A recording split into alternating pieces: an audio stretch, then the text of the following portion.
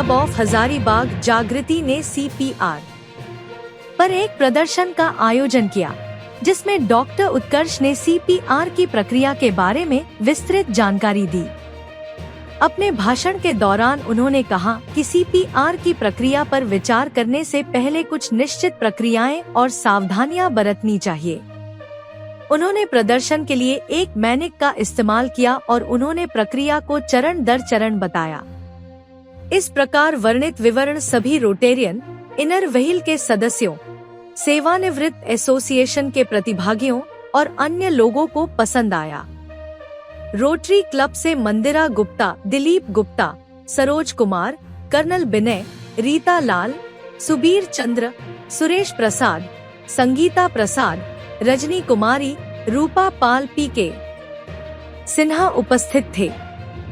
Inner wheel के सदस्य Prashant Kumar, TP Poddar, Umesh Chandra व्याख्यान कक्ष में उपस्थित थे और सक्रिय रूप से भाग लिया। सीजर नॉर्मल कॉमन भाषा में लोग मिर्गी, आप देख रहे हैं कि पेशेंट मिर्गी का पेशेंट है, वो पूरा आपको वाइब्रेट कर रहा है, ठीक है, मतलब कि उसका पूरा झटका आ रहा है, उस जगह आपको CPR चाहिए, ठीक है। इसमें कोई दिक्कत किसी को पता चलिए आप लोग को दो जगह, एक जगह हम लोग को देना है, एक जगह नहीं देना, ठीक है। अगर पेशेंट सडनली कोलैप्स किया है, अगर उसका हार्ट का एक्टिविटी रुक गया है या लंग का एक्टिविटी रुक गया है और पेशेंट कोलैप्स कर गया है, तब हम लोग CPR देंगे, नंबर 1। दूसरा, अगर कोई पेशेंट सीजर का पेशेंट है या मिर्गी का पेशेंट है, तो वो सब पेशेंट में हम लोग उसको नहीं, ठीक है। अब ब्रीथिंग चेक करेंगे हार्ट को कैसे, हाँ, वो हम स्टेप्स आपको बताएंगे, हम आपको एक लाइन गाइडलाइंस के थ्रू लेके जा रहे हैं, ठीक है। हम आपको सब स्टेप्स उसमें बताएंगे, ठीक है। तो सबसे पहले दो चीज़ हम लोग जान लें, किसमें देना है, किसमें नहीं देना, ठीक है। अब हम लोग तीसरा चीज़ जानते हैं कि कैसे देना है, ठीक है, किस तरह इसको एग्जीक्यूट करना है, ठीक है। तो सबसे पहला स्टेप होता है, ठीक है, अगर मान लीजिए पेशेंट कोलैप्स है, सपोज करते हैं ये एक पेशेंट है और ये सडनली कोलैप्स कर गया, तो सबसे पहला स्टेप होता है CPR का, that you have to assess for scene safety, ठीक है। मतलब सीन सेफ्टी मतलब ये समझिए कि आपको दोनों चीज़ सिक्योर करना है, एक पेशेंट सेफ जगह पे है और आप भी सेफ जगह पे हैं। मान लीजिए पेशेंट कोई जलता हुआ कमरा में आप देख रहे हैं कि गिरा हुआ है, ठीक है, तो वहाँ पे जाके आप CPR नहीं देना स्टार्ट करिए, पहले एश्योर कीजिए कि सब चीज़ सेफ है या नहीं, ठीक है। पहले मान लीजिए कि जलता हुआ बिल्डिंग में है, तो आप उसको बाहर निकालिए, ठीक है, उसको बाहर लेके आइए, उसके बाद आप CPR एग्जीक्यूट कीजिए। This is known as scene safety. मान लीजिए कोई बंद कमरा में, मान लीजिए कि बिल्डिंग गिर गया और पेशेंट दबा हुआ है, आप देख रहे हैं, तो सबसे पहले आपको काम होगा कि उसको बाहर निकालना, ठीक है, बाहर निकाल के उसको सेफ जगह पे डालना है, उसके बाद आपको CPR देना है। ऐसा नहीं कि वहीं पे है पेशेंट निकला हुआ है हम लोग उसी पे CPR दें, वो नहीं करना। तो सबसे पहला स्टेप है CPR का, that you have to assess scene safety, ठीक है। तो अभी ये मेरे लिए सेफ जगह है, पेशेंट एकदम सेफ है, पेशेंट लाइक किया था, तो पहला स्टेप हम सबसे पहला देखें कि सीन सेफ्टी हम इंश्योर कर लिए कि हाँ चलो सब चीज़ सेफ है यहाँ, ठीक है। अब दूसरा स्टेप क्या होता है, that you have to check for response. आपको रिस्पॉन्स चेक करना है कि पेशेंट रिस्पॉन्स कर रहा है कि नहीं कर रहा है, ठीक है। उसके लिए क्या करना है, सबसे पहला आप पेशेंट के बगल में जाइएगा, जैसे अभी हम यहाँ खड़े हैं, पेशेंट के बगल में आए और हम पेशेंट को टैप करेंगे शोल्डर पर, ठीक है, ऐसे ऐसे टैप करेंगे, इस तरह करके टैप करेंगे और उससे पूछेंगे कि सब ठीक है या नहीं है, ठीक है। देखेंगे कि वो मेरे टैपिंग करने में आँख खोल रहा है कि नहीं खोल रहा है, ठीक है, या मेरे टैपिंग करने में कुछ बोल रहा है कि नहीं बोल रहा है। अब इसमें दो चीज़ हो सकता है, एक टैप करने पे वो पेशेंट आँख खोल रहा है, कुछ बोलने का ट्राई कर रहा है, ठीक है, नंबर 1। दूसरा क्या हो सकता है, टैप करने पे उसके तरफ से कोई रिस्पॉन्स नहीं, ठीक है। तो इसमें हम लोग इसको आगे भी कर सकते हैं, इसमें हम लोग थोड़ा सा पिंच स्टिमुलस दे के देख सकते हैं, जैसे नेक पे हल्का सा पिंच करें, तो किसी को भी आप पिंच करिएगा तो थोड़ा मूवमेंट करेगा, तो इससे आपको पता चल जाएगा कि नहीं चलो इसमें मूवमेंट अभी चल रहा है, ठीक है। तो जैसे हम पिंच किए इसमें कोई मूवमेंट नहीं, तो मेरा दूसरा स्टेप ये हुआ कि you have to check for response, ठीक है। रिस्पॉन्स हम चेक कर लिए, तो मेरा कंक्लूजन आया कि the patient is not responding, मेरे वर्बल कमांड से पेशेंट रिस्पॉन्ड नहीं कर रहा है, मेरे पेन स्टिमुलस देने में पेशेंट रिस्पॉन्ड नहीं कर रहा है, ठीक है। ये दो स्टेप अब तो क्लियर हो गया, कोई डाउट नहीं है इसमें।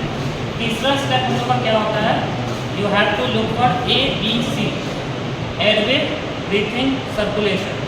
3 चीज़ हम लोग को देखना होगा।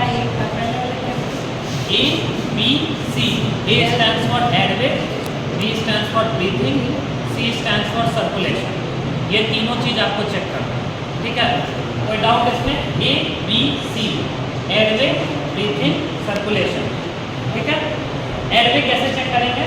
सबसे पहला देखिए, बहुत बार क्या होता है कि डूबा हुआ पेशेंट, कोई पेशेंट मान लीजिए डूब गया, पानी में डूब गया, उसको निकाला गया, ठीक है, निकाले, आप देख रहे हैं कि कोई रिस्पांस नहीं है, तुरंत CPR चालू कर देता है, लेकिन वो गलत।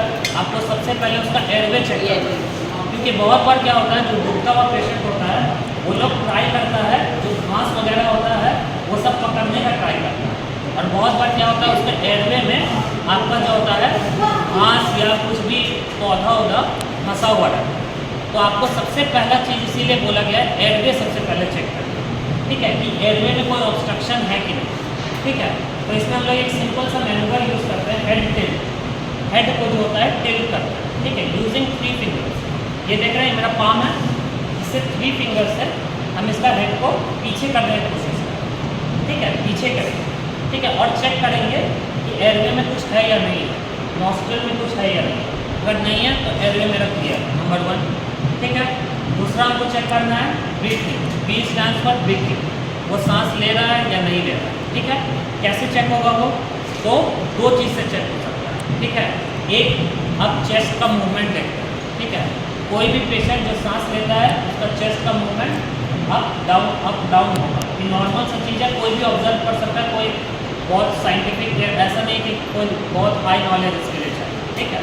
तो हम पेशेंट के लेवल में चल के देख सकते हैं कि चेस्ट ऊपर नीचे हो रहा है, अगर नहीं हो रहा तो मेरा ब्रीथिंग कॉम्प्रोमाइज, नंबर 1, ठीक है।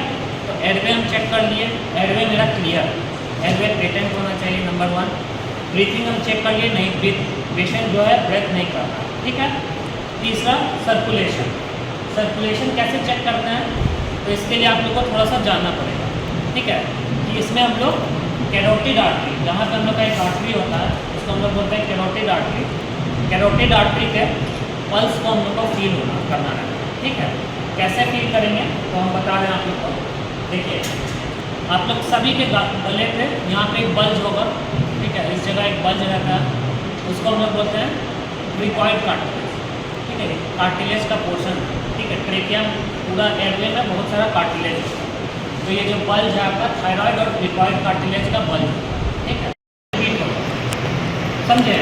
30 चेस्ट कंप्रेशन हम दे दिए, 28, 29, 30, 2 रेस्क्यू ब्रेथ पेशेंट को दिए, 1, 2, फिर से रिपीट हुआ। अगर मान लीजिए उस साइकिल में पेशेंट रिस्पॉन्सिव नहीं हुआ तो आप साइकिल कंटिन्यू करिए, ठीक है।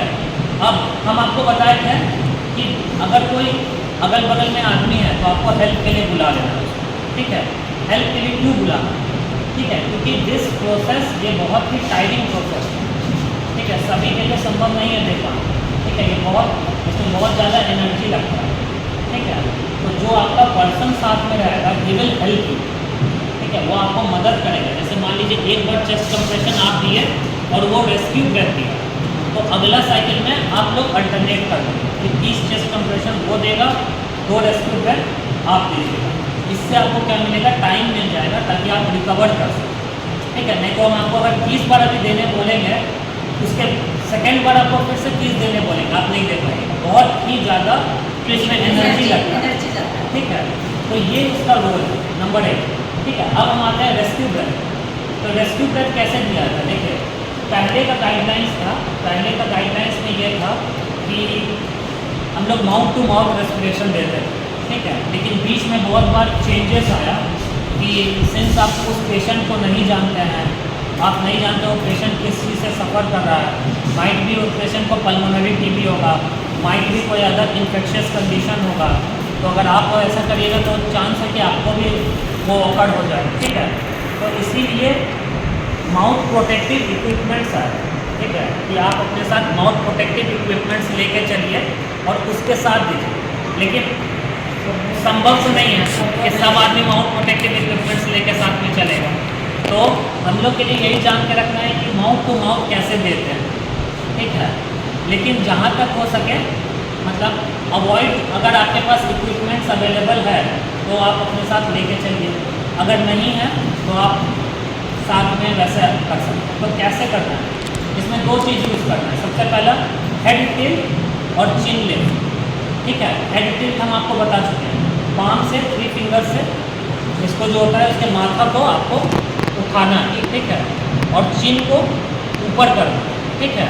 Then you have to take a deep breath, गहरा सांस लेना है, ठीक है, और अपने मुंह से इसके मुंह को इंटरलॉक कर देना, ठीक है। कंप्लीट इंटरलॉक होना चाहिए माउथ टू माउथ, ठीक है, कोई स्पेस नहीं रहना चाहिए। And then you have to deliver the breath, समझे? कोई डाउट इसमें किसी को? ठीक है, उस तरह हम इसको डिलीवर कर दें, ठीक है।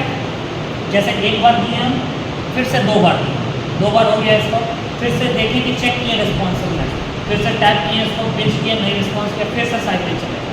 सर ये कितना फ्रीक्वेंट मतलब देना है, मतलब कितना सेकंड्स के लिए एक बार पुश करना मतलब देना है, इनहेल करना है, एग्जॉस्ट करना है? नहीं, ये देखिए इनहेल और एग्जॉस्ट आपको सफिशिएंट अमाउंट ऑफ ब्रेथ लेना, ठीक है। आपको ब्रेथ पूरा ओपन माउथ से और पूरा हैवी अमाउंट ऑफ एयर अपने अंदर लेना है, and then you have to deliver, बस वही, ठीक है। और दूसरा चीज़, जैसे डिलीवर किए फिर आपको रिस्पॉन्सिवनेस चेक करना है, ऐसा नहीं कि देते रहना, ठीक है। आपको चेक करना है कि क्या पेशेंट कॉन्शियस हुआ या नहीं हुआ। अगर पेशेंट कॉन्शियस हो गया तो आपको रुक जाना, अगर कॉन्शियस नहीं हुआ तो फिर से साइकिल चलेगा, ठीक है। ऐसा आपको 5 साइकिल तक कर सकते हैं, ठीक है। ड्यूरिंग द मीन टाइम, जैसे ही हॉस्पिटल से एम्बुलेंस आ जाता है तो एम्बुलेंस में क्या होता है, ऑटोमेटेड एक्सटर्नल डिफिब्रिलेटर AED रहता है, ठीक है। जो आदमी कॉल करेगा ना 108 पे, उसको बोल देना है कि पेशेंट कोलैप्स कर गया है, तो आप अपने साथ AED साथ में लेते हुए आए, तो वो लोग साथ में लेते हुए आए, ठीक है। AED ऑटोमेटेड एक्सटर्नल डिफिब्रिलेटर, वो बेसिकली क्या होता है, इंस्ट्रूमेंट होता है, ठीक है। इंस्ट्रूमेंट रहता है, उसमें पैचेस रहता है, आपको पैचेस आप देखे होंगे क्या बोलते हैं, फिल्म वगैरह सब में शॉक देता है, तो वो बेसिकली ऑटोमेटिकली शॉक डिलीवर करता है। आपको पैच लगा देना है, वो आपका हार्ट का रिदम खुद एनालाइज करेगा और खुद आपको शॉक दे देगा, ठीक है। तो ये इसमें आपको कुछ नहीं करना है, इसमें आप बस आपको इन्फॉर्म कर देना है हॉस्पिटल को कि आप जो है वहाँ से AED अपने साथ कैरी करते हुए आए, ठीक है। तो वो लोग लेते हुए आएगा, जैसे ही आएगा आप तुरंत AED लगाइए, शॉक दीजिए। शॉक देने के बाद अगर पेशेंट कॉन्शियस हुआ तो बहुत अच्छा, नहीं कॉन्शियस हुआ तो आपका CPR चालू रहेगा, ठीक है। CPR आपका कंटिन्यूअस रहेगा। तो यही बेसिक स्टेप है। ये जो आप अभी बोले ना कि ये CPR ये करेंगे, उसके बाद फिर रेस्क्यू ब्रेथ्स देंगे, फिर मैंने अदर सेट से फिर हम लोग इसको रिपीट करेंगे। हाँ। तो ये रिपीटेशन कितना बार? 5 टाइम, 5 टाइम। हाँ, ठीक है, 5 रिपीटेशन टाइम, 5। हाँ। एक बार दिए 30:2, फिर से दिए 30:2, फिर से दिए 30:2, फिर से दिए 30:2, फिर से दिए 30:2, ठीक है। हम लोग बेसिकली क्या कर रहे हैं कि इतना सफिशिएंट टाइम क्रिएट कर दे रहे हैं ताकि हॉस्पिटल से कोई